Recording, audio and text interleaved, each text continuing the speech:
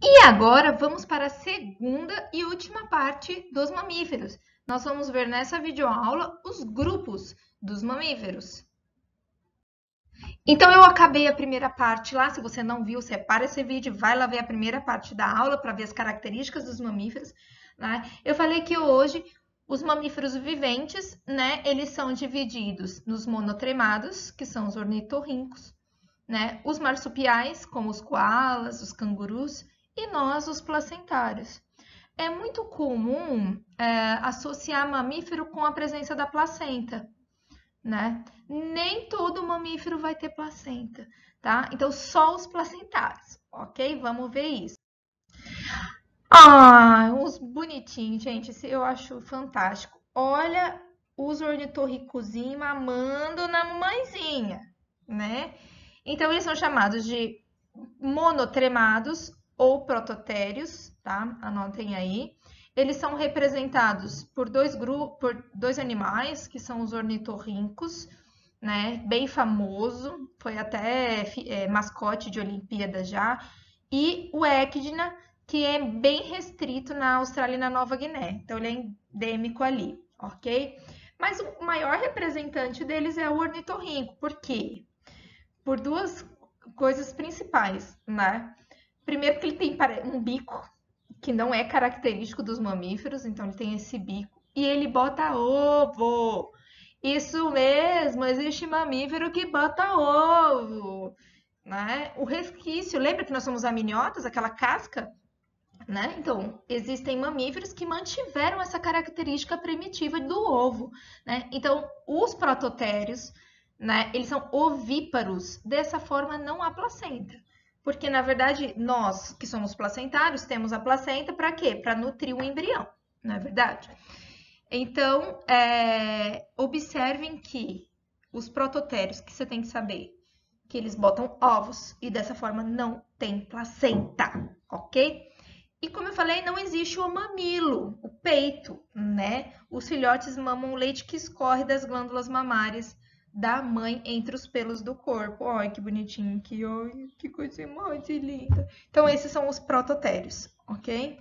E vamos agora para o segundo grupo, que é o grupo dos marsupiais ou metatérios, tá? Esse grupo é representado por três bichinhos fofinhos, né? Que é o canguru, o meu amigo canguru,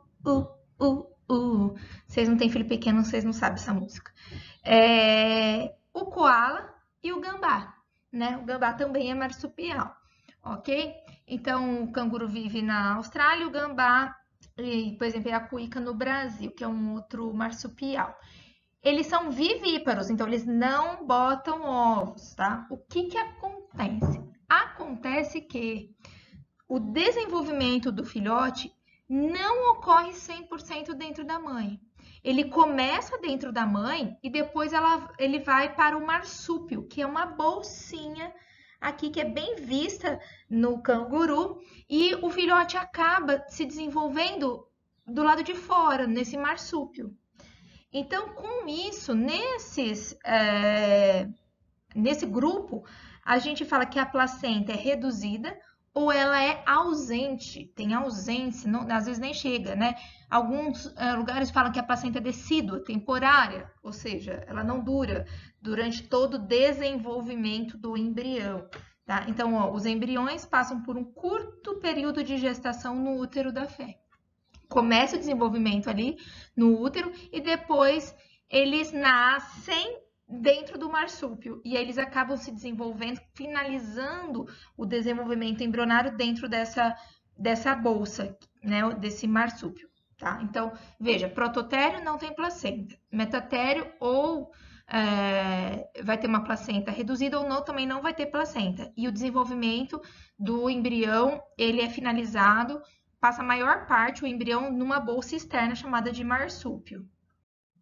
E os eutérios, que são os mamíferos que a gente mais conhece, o grupo mais diversificado, né? Isso prova que a placenta ela veio aí com uma grande novidade, muito importante na manutenção da espécie, do grupo, porque é o grupo mais diversificado dos mamíferos, são os eutérios, né? Ou os também chamados de placenta, a presença dos placentários.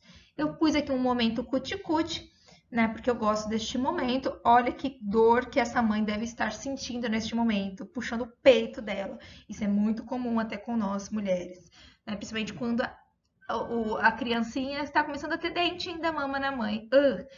E a girafa e o golfinho mamando na sua mamãezinha, ok? Então, são mamíferos vivíparos. Lembra lá do comecinho de introdução aos animais? O que são os vivíparos? São aqueles animais que passam todo o tempo de desenvolvimento dentro da mãe que não botam ovos, né?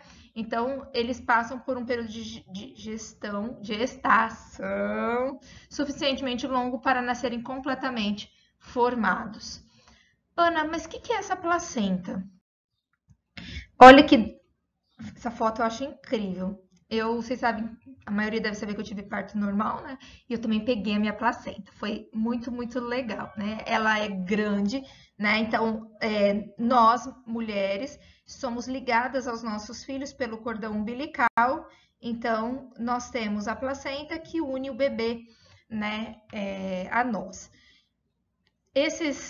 Porque para que existe a placenta? A placenta existe para troca de substâncias, né? A mãe, ela vai fornecer para o bebê alimento e oxigênio. Então vejam que o bebê, o pulmãozinho do bebê, ele não tem função até nascer. Por isso que o bebê chora.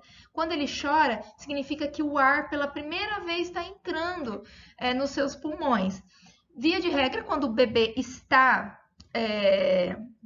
na barriga da mãe, ele respira pelo cordão umbilical. Então, é a mãe que alimenta esse bebê, é a mãe que fornece o oxigênio. E o que a mãe recebe desse bebê? Recebe o gás carbônico, que o bebê está respirando. Então, elimina o gás carbônico pelo cordão umbilical, que vai para a placenta, e as excretas nitrogenadas. Nós vamos ver mais para frente, né, no terceiro ano, que a gente elimina nitrogênio por causa das proteínas. E aí, essa excreta nitrogenada, que eu até falei do ácido úrico para vocês, ela tem que ser eliminada, porque ela é tóxica, né? E aí, então, a mãe recebe. Ou seja, a mãe respira pelo bebê, alimenta o bebê e faz xixi e cocô pelo bebê, tá bom? Então, as trocas são efetuadas por difusão. O que é isso? Do meio mais concentrado para o meio menos concentrado, lembra? Sem gasto de energia, né? E não existe continuidade física da mãe com o feto, ou seja, o sangue da mãe que passa na placenta não se mistura com o sangue do feto. Então, por isso que é por difusão os gases e as excretas, ok? Essa estrutura placentária a gente vai ver lá no sistema reprodutor humano, beleza? Enfim, nós chegamos ao fim, é bem curtinho, né? Então, nós vimos na primeira parte as diferenças entre répteis e aves e mamíferos, vimos as características gerais dos mamíferos, e nessa videoaula a gente viu que os mamíferos são divididos em 3 grupos. O grupo mais primitivo não tem placenta e bota ovo, que é o ornitorrinco. O grupo marsupial, ele pode ter uma placenta reduzida ou não ter placenta. E o feto, né, o filhotinho, completa o seu desenvolvimento numa bolsa externa. E os eutérios, que é o grupo maior dos mamíferos, que possuem a placenta. Deixo aqui algumas questões para vocês. E a gente volta finalizando a biologia animal como um todo, na próxima semana com morfologia comparada, em que a gente vai comparar os sistemas digestório, respiratório, de todos os grupos que a gente viu até agora, tá bom? Um beijo e espero que vocês tenham gostado. Fica aí para responder as questões. Ah, muito importante. Eu coloquei aqui esse link porque tem bastante questão de segunda fase de mamífero. Então, quem quiser, tiver oportunidade e tempo, pode acessar esse site que tem bastante questão. Beijo, fiquem com Deus.